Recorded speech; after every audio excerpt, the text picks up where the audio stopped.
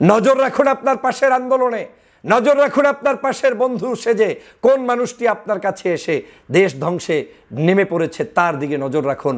বক্তব্য, আলোচনা, কার্যক্রম যাই শুনবেন প্রত্যেকটা জিনিসে খেয়াল রাখবেন কোনো জায়গায় আপনাকে কেউ ব্যবহার করছে কিনা সে বিষয়টা মনে রাখবেন। আপনার হয়তো আন্দোলন ছিল একদিন, কিন্তু দেখবেন অনেকে এটাকে টেনে নিয়ে 10 দিন, 5 দিন, 15 দিন পর্যন্ত করতে চাইবে। ওটাই ষড়যন্ত্র। ষড়যন্ত্র এবং আন্দোলন সম্পর্কে আপনাকে বুঝতে হবে। আপনি কোনটা করছেন ভালোর জন্য, কোনটা খারাপ হয়ে যাচ্ছে সেটা আপনাকে বুঝতে হবে।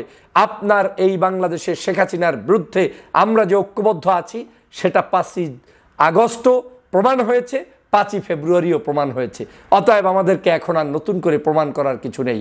এখন আমাদের একটাই কাজ দেশ গঠন, এখন আমাদের একটাই কাজ মানুষ গঠন, এখন আমাদের একটাই কাজ আগামীর বাংলাদেশ গঠন এবং এই সরকারকে যে কোনো মূল্যে সহযোগিতা করে নির্বাচনের পথে আমাদের বাংলাদেশকে এগিয়ে নিয়ে যাওয়া। আমরা যাতে কোনো উস্কানিতে পারা না দেই, আমরা যাতে অতিরঞ্জিত কোনো কিছু না করে বসি, আমরা যাতে এমন কিছু না করি যেই কর্মকাণ্ডগুলোকে আপনাকে ভাবিয়ে তুলবে, ভবিষ্যৎকে নষ্ট করবে, দেশ গঠনে আমাদের সমস্ত জায়গা ক্ষেত্রগুলো নষ্ট হয়ে যাবে। আগামীর বাংলাদেশ এই ছাত্রদেরকে গঠন করতে হবে, আগামীর বাংলাদেশ যুবকদেরকে গঠন করতে হবে, আগামীর বাংলাদেশ আওয়ামী মুক্ত, ফ্যাসিবাদ মুক্ত বাংলাদেশ সকল রাজনীতিবিদদেরকে গঠন করতে হবে।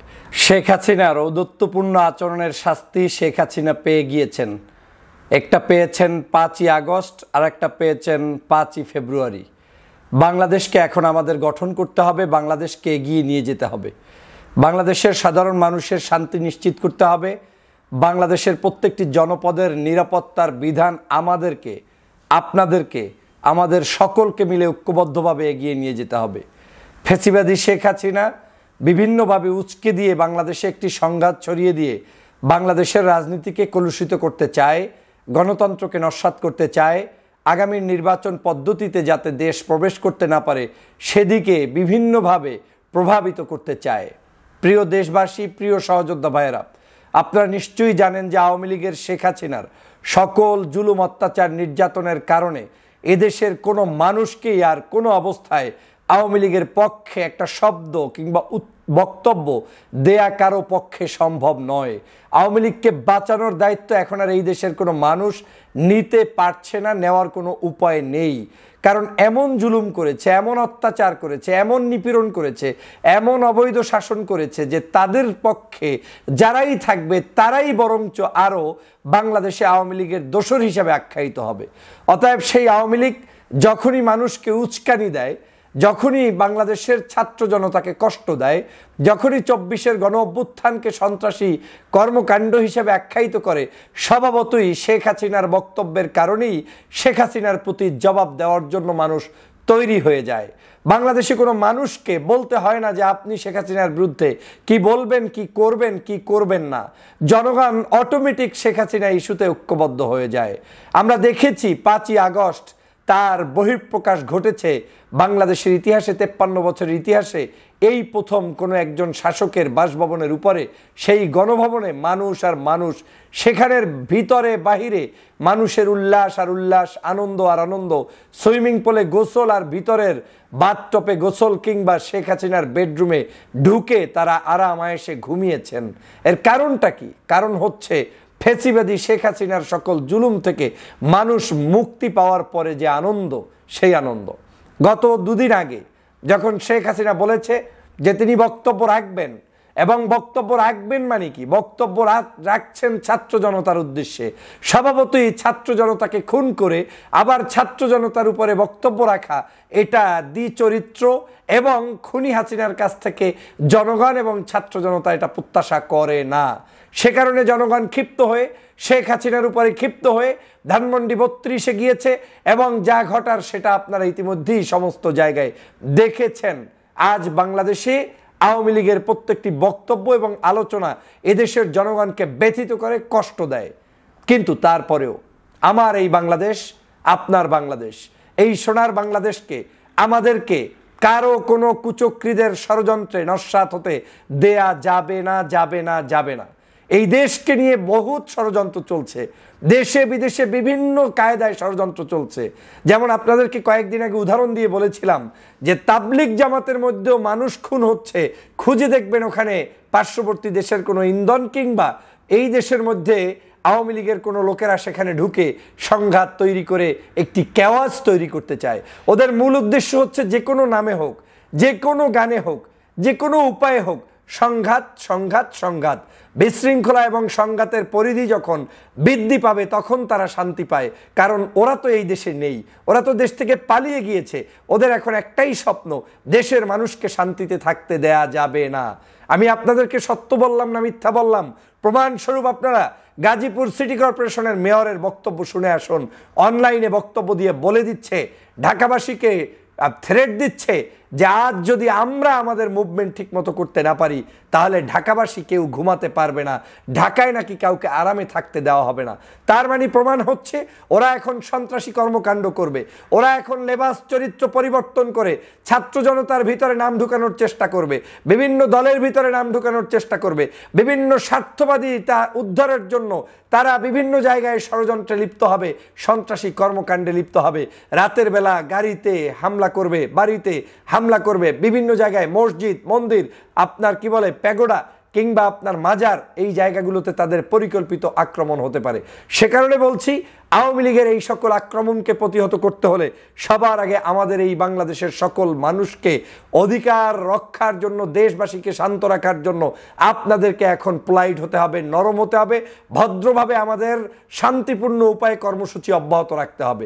শেখ হাসিনা যখন আমাদের সাথে যে আচরণ করবে তার দাঁত ভাঙা জবাব অবশ্যই আমরা দেব, কিন্তু প্রতিটা সেকেন্ডে নয়, প্রতিটা মুহূর্তে নয়, প্রতিটা ঘন্টায় নয়।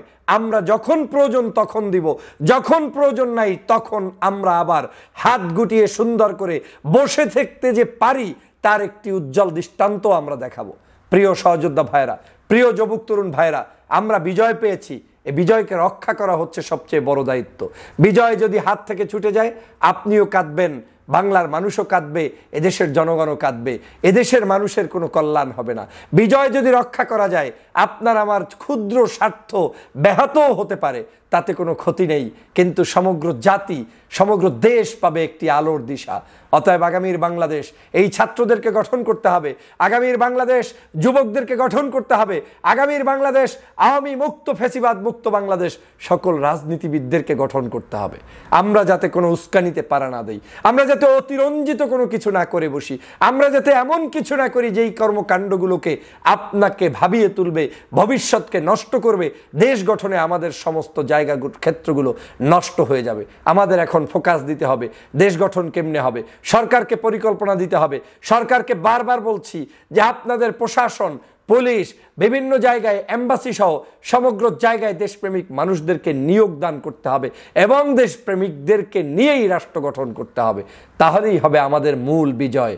আসুন, আর কোনো ধরনের সংঘাত নয়, আর কোনো ধরনের মানুষদেরকে নিয়ে বিভিন্ন জায়গায় বিভিন্ন ধরনের আক্রমণ নয়, আর কোনো জায়গায় আওয়ামী লীগের ষড়যন্ত্র বাস্তবায়ন হওয়ার সুযোগ দেয়া নয়।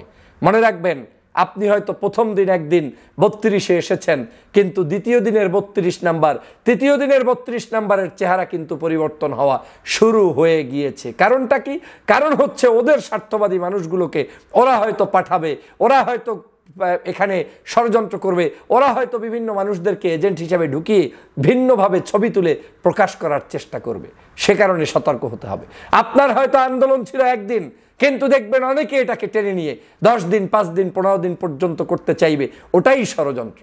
ষড়যন্ত্র এবং আন্দোলন সম্পর্কে আপনাকে বুঝতে হবে। আপনি কোনটা করছেন ভালোর জন্য, কোনটা খারাপ হয়ে যাচ্ছে সেটা আপনাকে বুঝতে হবে। আপনার এই বাংলাদেশের শেখ হাসিনার বিরুদ্ধে আমরা যে ঐক্যবদ্ধ আছি সেটা 5ই আগস্টও প্রমাণ হয়েছে, 5ই ফেব্রুয়ারিও প্রমাণ হয়েছে। অতএব আমাদেরকে এখন আর নতুন করে প্রমাণ করার কিছু নেই। এখন আমাদের একটাই কাজ দেশ গঠন, এখন আমাদের একটাই কাজ মানুষ গঠন, এখন আমাদের একটাই কাজ আগামীর বাংলাদেশ গঠন এবং এই সরকারকে যে কোনো মূল্যে সহযোগিতা করে নির্বাচনের পথে আমাদের বাংলাদেশকে এগিয়ে নিয়ে যাওয়া। আসুন সবাই সেখানে সুবুদ্ধির পরিচয় দিবেন। প্রতিদিন, প্রতি ঘন্টা, প্রতি মুহূর্ত যাতে আপনাকে আমাকে এই সকল কাজ নিয়ে ব্যস্ত না থাকতে হয়। আমরা যাতে আমাদের পরিকল্পনা নিয়ে দেশ গঠনে এগিয়ে যেতে পারি, মানুষ গঠনে এগিয়ে যেতে পারি। আমরা যারা 24-এ শেখ হাসিনাকে হারাতে পেরেছি, আমরা বাংলাদেশকেও গঠন করতে পারবো। আমরা যারা 16 বছরের জগদ্দল পাথরকে ধ্বংস করে দিতে পেরেছি, আমরা দেশকেও গঠন করতে পারবো। কিন্তু আমাদের দরকার হিম্মত, আমাদের দরকার ধৈর্য, আমাদের দরকার নেতৃত্ব, আমাদের দরকার বুদ্ধিভিত্তিক জ্ঞানভিত্তিক ইন্টেলেকচুয়াল পদ্ধতিতে দেশ শাসনের মতো লিডারশিপ। এই লিডারশিপতা অর্জন করতে হবে। আমাদেরকে শুধুমাত্র সংঘাতের মধ্যে লিপিবদ্ধ থাকলে হবে না, হাসিনার কথা মতো রাস্তায় সম্প্র অবস্থায় থাকলেই হবে না। আমাদের এখন সর্বদিকে পারদর্শী হয়ে দেশ গঠনে এগিয়ে যেতেই হবে। সংসদে যেতে হবে, মন্ত্রী হতে হবে, এমপি হতে হবে, সচিব হতে হবে, প্রশাসনে ঢুকতে হবে, পুলিশের প্রশাসনে ঢুকতে হবে, প্রফেসর হতে হবে, ডক্টর ইঞ্জিনিয়ার হতে হবে। সব কিছুর সমন্বয়ে একটি সুন্দর সুজলা সুফলা বাংলাদেশকে দেখতে হবে। অতএব আমাদের সব বিষয়ে বুদ্ধি খাটিয়ে কাজ করতে হবে। নজর রাখুন আপনার পাশের আন্দোলনে, নজর রাখুন আপনার পাশের বন্ধু সেজে কোন মানুষটি আপনার কাছে এসে দেশ ধ্বংসে নেমে পড়েছে তার দিকে নজর রাখুন। বক্তব্য, আলোচনা, কার্যক্রম যাই শুনবেন প্রত্যেকটা জিনিসে খেয়াল রাখবেন কোনো জায়গায় আপনাকে কেউ ব্যবহার করছে কিনা সে বিষয়টা মনে রাখবেন।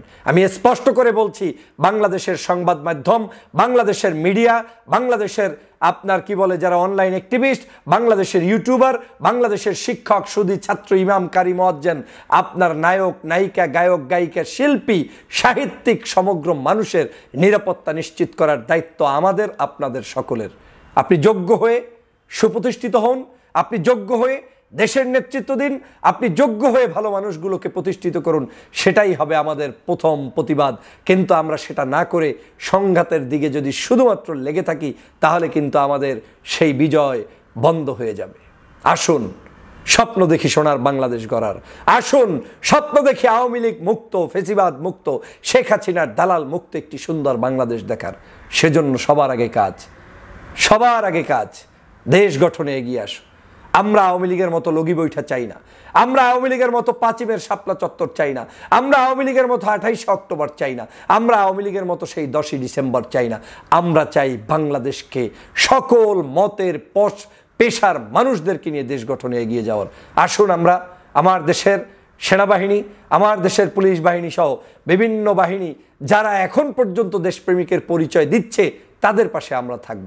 আর যারা দেশপ্রেমিক হিসেবে পরিচয় দিতে ব্যর্থ হচ্ছে তাদের বিরুদ্ধে সরকারের কাছে আমাদের দাবি থাকবে দ্রুত সেই সকল জায়গায় পরিবর্তন আনুন, পরিবর্তন এনে দেশকে এগিয়ে নিয়ে যান।